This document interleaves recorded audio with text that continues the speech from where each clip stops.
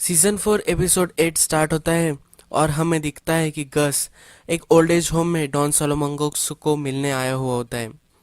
वो आकर बैठता है और उसे बोलता है कि जो ट्विंस थे वो मुझे प्रेशर कर रहे थे कि उन्हें वॉल्टर को मारना है, पर मैंने ही उनको डीए एजेंट का नाम दे दिया।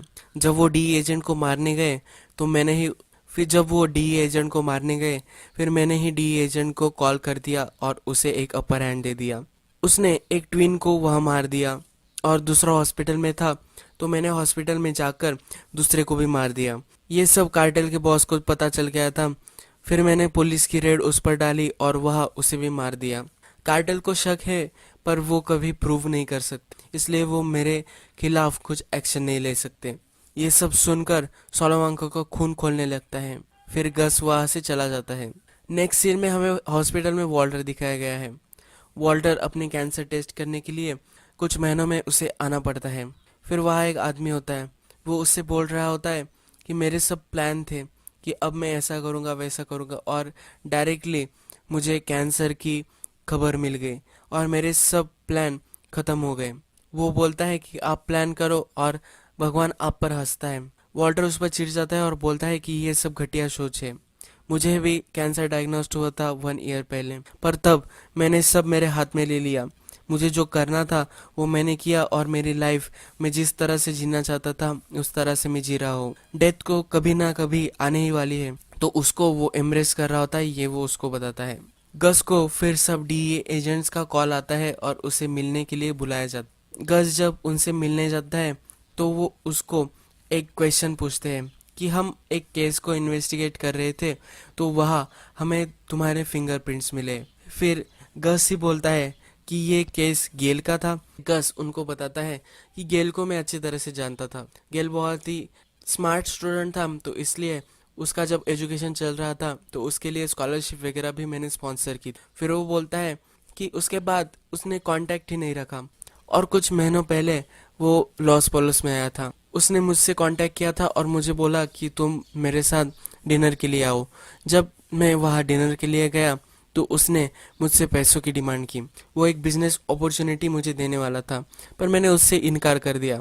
इसलिए मेरे फिंगरप्रिंट्स उस पर उसके अपार्टमेंट पर हो सकते हैं। फिर हैंक ने गस का बैकग्राउंड चेक वगैरह सब किया होता है, तो हैंक उससे पूछता है कि तुम इमिग्रेट हुए थे यहाँ यूनाइटेड स्टेट्स में, पर जब जिस कंट्री में तुम रह रहे थे उस कंट्री में तुम्हारा कोई भी रिकॉर्ड नहीं है, तो ये कैसे हो सकता है। फिर गस उसे बोलता है कि मैं जब उस कंट्री में था तब हम सबको पता है कि वो कंट्री कभी भी अच्छे से रिकॉर्ड वगैरह नहीं रखती। वो उसे बोलता है कि अगर तुम अच्छे से और एक बार ढूंढोगे तो तुम्हें सब मिल जा सकता है। वो उसे गेल का मर्डर जब हो रहा था तब वो कहा था ये भी पूछते हैं। उसके पास डायरी होती है जिसमें अपॉइंटमेंट होती है। वो देखता है और बोलता है कि मैं एक चैरिटी फंड रेजर पर था। गस फिर वहां से निकल जाता है। फिर सब डी ये एजेंट डिस्कस कर रहे होते हैं कि क्या उन्होंने गस की स्टोरी बिलीव की, तो सबने उसकी स्टोरी बिलीव की हुई होती है, पर हैंक को उस पर विश्वास नहीं होता। फिर हमें सॉल एंड्रिया उसके बेटे से मिलने आया हुआ दिखता है। वो उनको एक वीकली पैकेज देता है जिसमें पैसे होते हैं, जैसे उन दोनों का ख्याल रख रहा होता है।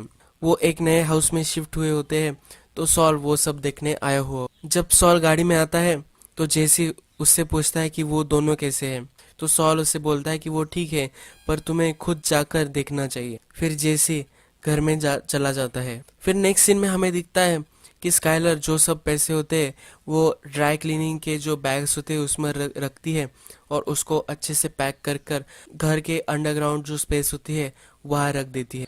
फिर हैंक और वॉल्टर फैमिली सब डिनर कर रहे होते हैं। फिर हैंक वॉल्टर से पूछता है कि तुम्हारा रिजल्ट फिर से आया तो क्या हुआ, तो वॉल्टर बताता है कि सब ठीक है, मैं अभी भी रिमिशन में ही हूँ। फिर हैंक उससे पूछता है कि एक मिनरल शो है कि क्या तुम मुझे वहाँ लेकर चलोगे, तो वॉल्टर उसे हाँ बोलता है। फिर वॉल्टर गाड़ी में होता है तो वॉल्टर उसे मिनरल्स के बारे में सब बोल रहा होता है।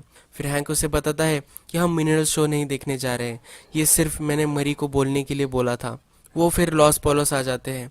फिर हैंक जो उसके पास लीड होती है गस के अगेंस्ट, तो वो सब वॉल्टर को बताता है। वो वॉल्टर को बोलता है कि मैंने फिर एक ट्रैकिंग डिवाइस लिया है, उस ट्रैकिंग डिवाइस को तुम्हें गस के कार पर जाकर उसे लगा देना है।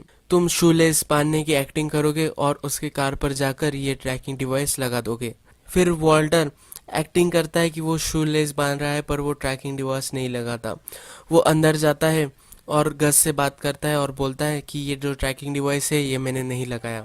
फिर गस उसे बोलता है कि जाओ और इस ट्रैकिंग डिवाइस को लगा दो। फिर वॉल्टर वैसे ही करता है और फिर से गाड़ी में आकर बैठ जाता है। वॉल्टर को डर लग रहा होता है कि गस हैंक को मार देगा। फिर वो कैमरे पर जाकर बोलता है कि उसके हैंक के पास कुछ भी नहीं है, वो तुम्हें हाथ भी नहीं लगा सकता। फिर वॉल्टर जेसी के पास आता है और बोलता है कि क्या तुम अभी भी गस से नहीं मिले। जब जेसी घर में जाता है तब उसका फ़ोन बजता है। वॉल्टर उसका मैसेज रीड करता है। वो माइक का मैसेज होता है और उसे बोला हुआ होता है कि आज हम बॉस से नहीं मिलने वाले, उसका कुछ काम है। पर ये सब जेसी ने वॉल्टर को नहीं बताया हुआ होता। फिर वॉल्टर वहां से चला जाता है। माइक और गस की कन्वर्सेशन हमें दिखती है। गस उसे बोल रहा होता है कि कार्टेल से भी निपट सकता हो, पर एक ही बार अगर डीए और कार्टेल दोनों हमारे पीछे है तो ये एक प्रॉब्लम हो सकती है। यानी कि अगर कार्टेल जब मूव कर रहा होगा या कार्टेल हम पर हमला कर रहा होगा तभी डीए ने देख लिया तो बहुत ही बड़ा ट्रबल हो सकता है। फिर गस उसे बोलता है कि हम इसका कुछ करेंगे। गस फिर से डॉन सोलोमन को मिलने आता है। वो उसे बोलता है कि कार्टेल ने मुझे ऑफर दी है पर मैंने उसको ना बोल दिया है। डीए भी मेरे पीछे है और मेरे पास्ट को देख रहा है पर उसे कुछ भी नहीं मिलने वाला। उसे फिर एक स्टोरी याद आ रही होती है, वही हमें फ्लैशबैक में दिखाई गई है। ये हमें इसमें गस जरा उसका यंग सेल्फ दिखाया गया है। एक्चुअल में लॉस पॉलोस वो और उसके पार्टनर, उसका जो एक फ्रेंड होता है उसका होता है। फिर वो दोनों हमें डॉन कार्टेल का जो बॉस होता है इलाडियो, उसके पास मीटिंग में हमें दिखा। उसी मीटिंग में डॉन सोलोमन और ड्रग का जो नया बॉस था वो भी हमें दिखाया गया है। वो डॉन इलाडियो के लिए काम करते हैं। फिर जब इलाडियो वहाँ आता है तो वो उनके चिकन की बहुत ही तारीफ करता है। फिर वो उनको बोलता है कि तुम सिर्फ चिकन नहीं सेल कर रहे हैं।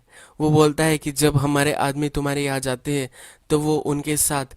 फिर गस और उसका पार्टनर उसे बताता है कि हम सिर्फ एक तुम्हें सैंपल दे रहे थे, हम वो कुछ सेल वगैरह नहीं कर रहे, हमें तुम्हारे साथ काम करना है। वो बोलते हैं कि ये बहुत बड़ा मार्केट है, कोकेन से भी अच्छा ये मार्केट हो सकता है क्योंकि ये ज़रा एडिक्टिव है। वो बोलते हैं कि तुम कोकेन तो डील कर रहे हो पर अगर तुम्हारे नेटवर्क के साथ तुम मैथ भी सेल करो तो तुम ज़्यादा प्रॉफिट में रहोगे। तुम्हें कोकेन खरीदनी पड़ती है पर हम इसे सिंथेसाइज कर सकते हैं, ये पूरा आर्टिफिशियल प्रोसेस है तो ये और भी ज़्यादा प्रॉफिट इसमें हो सकता है।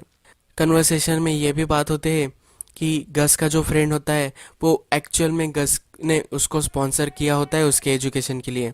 वो एक साइंटिस्ट होता है, उसने केमिकल इंजीनियरिंग भी की होती है। फिर डॉन इलाडियो गस के फ्रेंड से बोलता है अगर तुम ये मैथ वगैरह सब खुद खुद कर सकते हो तो मुझे गस की क्या ज़रूरत है। गस फिर बोलता है कि मुझे डिसरिस्पेक्ट तुम्हें नहीं करना था, मैं सिर्फ तुम्हें सैंपल देना चाहता था, मैं तुमसे बात करना चाहता था, इसलिए मैंने तुम्हारे आदमियों को ये सब सैंपल वगैरह दी थी मैथ की। फिर गस का फ्रेंड डर जाता है और बोलता है कि मैं गस के बिना काम नहीं कर सकता, गस बहुत ही इम्पोर्टेंट है मेरे ये सब ऑपरेशन के लिए। उसे लगता है कि अब डॉन हिलाडियो गस को मार देने वाला है पर तभी उसी को डॉन सालामांगा मार देते हैं। गस बहुत ही डर जाता है। फिर इलाडियो उसे बोलता है कि एक ही रीज़न है कि तुम जिंदा हो, तुम्हारा जो पास्ट है इस वजह से तुम जिंदा हो। वो उसे बोलता है कि ये तुम्हारा चिली नहीं है। यही एपिसोड खत्म हो जाता है।